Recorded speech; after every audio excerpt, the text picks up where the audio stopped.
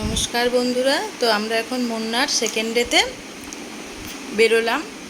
তো প্রথমে যাব আমরা মুন্নার বোটানিক্যাল গার্ডেন। এখানে বিভিন্ন রং বেরঙের ফুল দেখা যাবে, সেটাই দেখতে আমরা প্রথমে বেরোচ্ছি। খুব ঠান্ডা ছিল। এটা হচ্ছে মুন্নারে সকালবেলার দৃশ্যটা, আমাদের যে হোটেলের ভিউ থেকে সকালবেলার দৃশ্য দেখে আমরা মোটামুটি একটু খাওয়া দাওয়া করে বেরোলাম ফ্লাওয়ার গার্ডেনটা দেখতে, বোটানিক্যাল গার্ডেন। তো অপূর্ব রং বেরঙের ফ্লাওয়ার, যেহেতু ঠান্ডার দেশ ওই জন্য বিভিন্ন ধরনের রং বেরঙের ফ্লাওয়ার আমরা এখানে দেখেছিলাম, যেগুলো আমরা এখানে সাধারণত যে ধরনের কালারের ফ্লাওয়ার দেখতেই পাই না, সেগুলো ওখানে দেখতে পাবেন আপনি। বিভিন্ন ধরনের কালার আমি যতটা পেরেছি ক্যামেরায় দেখাবার চেষ্টা করছি। কত রকমের ফুল, একটা লাল কালারেরই কত রকম, পিঙ্ক কালার কত রকম, এবং বিভিন্ন ধরনের কালারের ফ্লাওয়ার খুব সুন্দর করে সাজানো। পাহাড়ের ধাপে ধাপে হালকা রোদ ছিল, ওয়েদার ভালো ছিল। আমরা দেখছিলাম বেশ অনেকটা টাইম ধরে আমরা এই ধরনের ফ্লাওয়ারগুলো দেখছিলাম।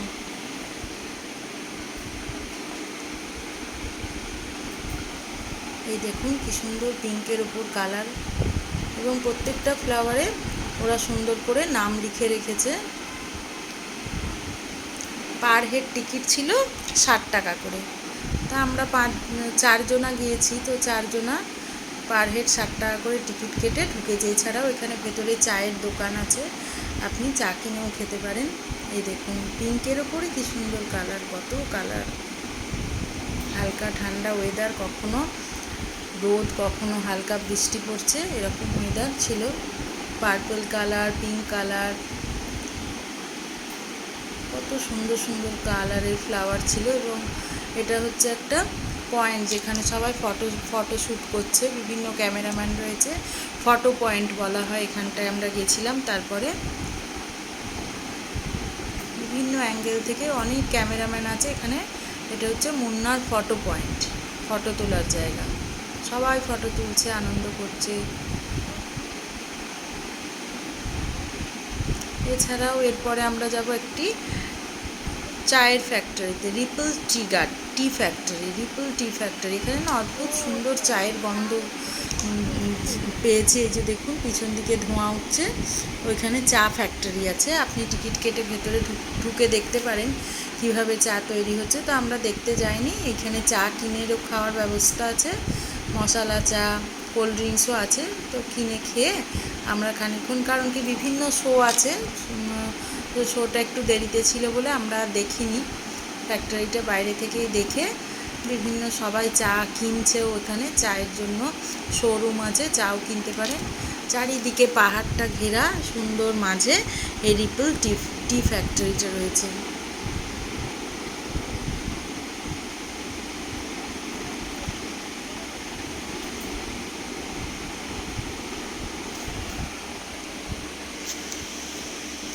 ভিড় ছিল, যেহেতু শনিবার ছিল, তো বিভিন্ন লোকাল লোকও এসছে। এবার আমরা নেক্সট এসছি মাটুপট্টি ড্যাম। বিশাল বড় পাহাড় দিয়ে ঘেরা একটা বিশাল বড় ড্যাম। এখানে বিভিন্ন ধরনের স্পোর্টস হয়ে থাকে, ওয়াটার স্পোর্টস আছে। আমরা যেমন স্পিড বোটটা চেপেছিলাম, এছাড়াও স্লো বোটও আছে, জিপ লাইনার আছে, জিপ সাইক্লিং আছে। এরকম বিভিন্ন ধরনের স্পোর্টস আইটেম এখানে রয়েছে। আপনি কোনো একটা চুজ করে করতেও পারেন, বা লেকের হাওয়াও খেতে পারেন বসে। চারিদিকটা পাহাড়ে, যেহেতু আমরা স্পিড বোট করেছিলাম, স্পিড বোটিং, তো ভেতরটা আমি দেখাচ্ছি কীরকম হবে। তো প্রচণ্ড গভীর জল আর অনেক বড় বোটিং এরিয়াটা, তো একটু ভয় লাগছিল, তবুও গিয়েছিলাম করতে। 250 টাকা করে টিকিট ছিল স্পিড বোটিংয়ের। 8 ঘন্টা ওনারা ভেতরে বোটিং করাবেন। তো আমাদের এক্সপিরিয়েন্সের সাথে সাথে আসুন, আপনাদেরও এক্সপিরিয়েন্স হয়ে যাবে। মাটুপট্টি ড্যাম, এটা মুন্নার মাটুপট্টি ড্যামে স্পিড বোটিং কীরকম করে হয় আমি দেখাচ্ছি, আসুন। এখানে টিকিট কাটার জন্য ওয়েট করছিলাম, এবং এই দেখুন ড্যামটা, ওখানে নিচে নামতে হবে। নিচে নামতে হবে, নিচে নেমে ওখানে ওয়েট করতে হবে, যে টিকিট নাম্বার অনুযায়ী আপনার যখন নাম্বার আসবে ওরা নিজেরাই ডাকবে। ড্যামটা বড় এবং হাওয়া দিচ্ছিল, ওয়েদারটা কখনো খুব খারাপ হয়ে যাচ্ছে, একদম অন্ধকার হয়ে যাচ্ছে, এই দেখুন এখন অন্ধকার, আবার কখনো লাইট বেরোচ্ছে, মানে মেঘটা সরে গেলেই আবার লাইটটা বেরোচ্ছে, এবং লাইফ জ্যাকেট দেবে, অবশ্যই লাইফ জ্যাকেট দেবে। তো বোটিং করার আগে যতটা ভয় ভয় লাগছিল, বোটিং করাতে কিন্তু ঠিক ততটাই আনন্দ হয়েছে। চারিদিকটা পাহাড়ে ঘেরা আর খুব গভীর জল, ভিড় ভিড় ছিল বলে ওয়েট করতে হচ্ছে, যেরকম টিকিটের নাম্বার হবে সেই অনুযায়ী আপনাকে ওরা ডাকবে। আমরা এখন ওয়েট করছি।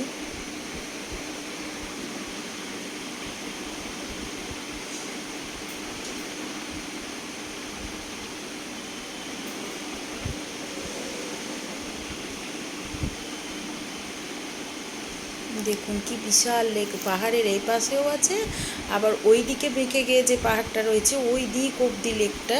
ওই দেখুন অনেক লোক, সবাই বোট, এই যে আমাদেরটা শুরু হলো এবার, আমরা নেমেছি জলে, এবং এক এক সময় উনি ড্রাইভার যেভাবে মানে বোটটাকে কাত করে দিচ্ছে, ভীষণ থ্রিলিং এক্সপিরিয়েন্স হয়েছিল এটাতে, ভয়ও লাগছিল মজাও লাগছে।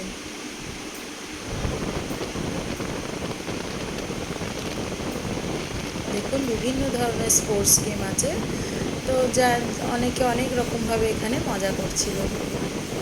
প্যারাগ্লাইডিং রয়েছে, দেখুন কত বড় লেক আর কত গভীর, আর কি স্পিডে আমাদের বোটটা যাচ্ছে।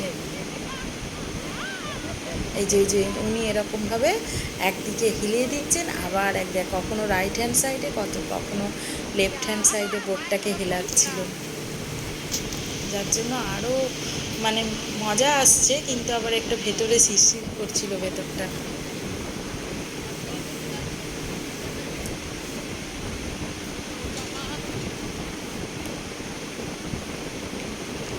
আকাশে কীরকম মেঘ আছে দেখেছেন তো, ওই মেঘও আছে, হালকা বৃষ্টিও পড়ছিল, আবার কখনো দেখা যাচ্ছে যে নীল আকাশ দেখা যাচ্ছে, ওই দিকটা হয়তো সূর্য। অপূর্ব দৃশ্যটা এত সুন্দর, দেখুন গাছে ঘেরা চারিদিক, লোকজন দাঁড়িয়ে আছে।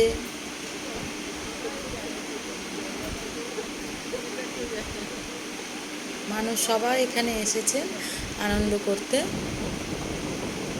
এবার আমরা নেক্সট পয়েন্টে যাচ্ছি, ইকো পয়েন্ট। শুনেছি এখানে নাকি আওয়াজ করলে ওদিক থেকে ইকো আসে, কিন্তু যদিও আমার ওই রকম, আমি আওয়াজ করার চেষ্টা করেছি, আশেপাশে কেউই আওয়াজ করছিল না, ওই জন্য বেশি চেষ্টা করিনি। তো আমি ইকো পয়েন্টে বুঝতে পারিনি কখন ইকো হচ্ছে। তো যাচ্ছি নেক্সট পয়েন্ট, ইকো পয়েন্ট। দেখুন শুধু রোদ আর আকাশে মেঘের খেলা, কোনোখানটা নীল, কোনোখানটা কালো হয়ে আছে মেঘে, কোনোখানটা ধূসর রং, এইভাবে আকাশে মেঘ খেলা করছে যেন।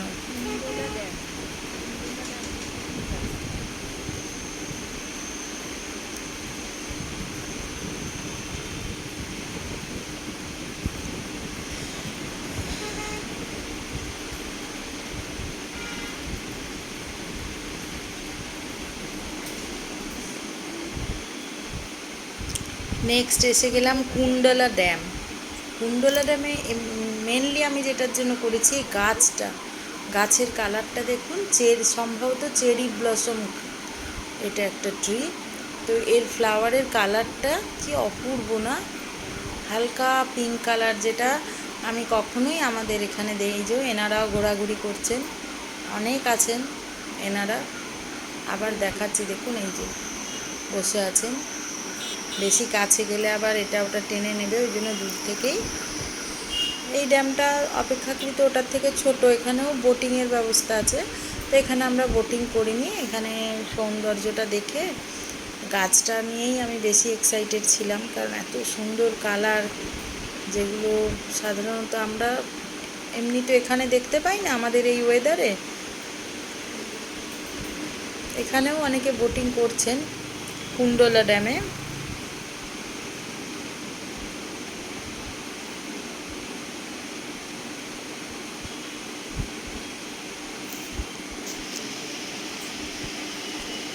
এই হচ্ছে গেটগুলো লাগানো আছে। এদিকে ড্যামটা, অপোজিট সাইডে যদি গেটটা খুলে দেয় অপোজিট সাইডে জলটা চলে যাবে। আপাতত অপোজিট সাইডে কোনো জল নেই, ড্যামে জলটা ধরা আছে, এই পাশটা ফাঁকা আছে, এই যে ফাঁকা আছে, গেটটা খুলে দিলে জলটা যাবে।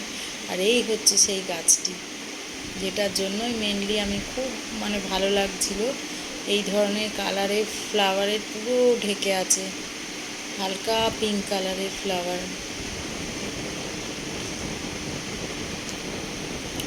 তো আমি মুন্নার এসে থেকে খালি ওনাকে, গাড়ির ড্রাইভারকে বলছিলাম এলিফ্যান্টটা কখন দেখাবেন, এলিফ্যান্ট কখন দেখব। তো নেক্সট আমরা যাচ্ছি এলিফ্যান্ট সাফারি।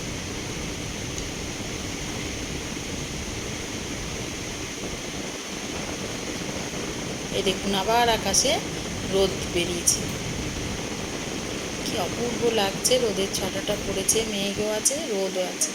এই দেখুন এলিফ্যান্ট আস্তে আস্তে আবার প্রচণ্ড বৃষ্টি হচ্ছে। তা আমরা এলিফ্যান্ট সাফারি করিনি, বাইরে থেকে এলিফ্যান্টদের দেখে, এবং সন্ধেও হয়ে আসছিল। তো সেকেন্ড ডেতে এটাই ছিল আমাদের লাস্ট সাইট সিন। এছাড়াও একটা পয়েন্ট ছিল যেটা বন্ধ হয়ে গেছিলো বলে যেতে পারিনি, ওটা হচ্ছে হিল টপ পয়েন্ট বলে একটা পয়েন্ট আছে, যেটা 4টেতেই বন্ধ হয়ে যায়, যেহেতু মাঝে মাঝে বৃষ্টি পড়ছে, ওয়েদার খারাপ হয়ে যাচ্ছে, আর বেজেও গেছে মোটামুটি 6টা থেকে 6:30 অবধি ডে লাইটটা থাকে। তো যেহেতু 6টা বেজে গেছে, তো আর ডে লাইট এবার আস্তে আস্তে কমে আসবে বলে আমরা আর ওই দিকটা যাইনি। দেখুন এরা কীরকমভাবে পামকিন দিচ্ছে আর এলিফ্যান্ট খাচ্ছে, এবং এখানেও টিকিট কেটে এলিফ্যান্ট সাফারি আপনি করতে পারেন ইচ্ছা করলে। তো আমরা যেহেতু সন্ধে হয়ে গেছিলো, টাইমও হয়ে গেছিলো হোটেলে ফেরার, তো আমরা আর এলিফ্যান্ট সাফারিটা করিনি। তো এলিফ্যান্ট দেখেই আমরা হোটেলে ফিরে এসেছি। যদি আপনাদের আমার এই সেকেন্ড ডে মুন্নার ভ্রমণ ভালো লেগে থাকে, তো অবশ্যই একটা লাইক অ্যান্ড শেয়ার করে দেবেন, কমেন্ট বক্সে একটু কমেন্ট করে দেবেন দয়া করে। দেখুন সাফারি করার জন্য এরা চেপে পড়েছে, এবং ওই যে চালাটা দেখা যাচ্ছে ওর ভেতর দিয়ে ওরা সাফারি করবে। এই হচ্ছে আমাদের এলিফ্যান্ট সাফারি দেখে আমরা ফিরে আসছি হোটেলে।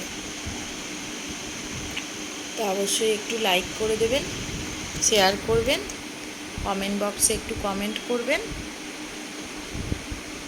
জয় শ্রীকৃষ্ণ, রাধে রাধে।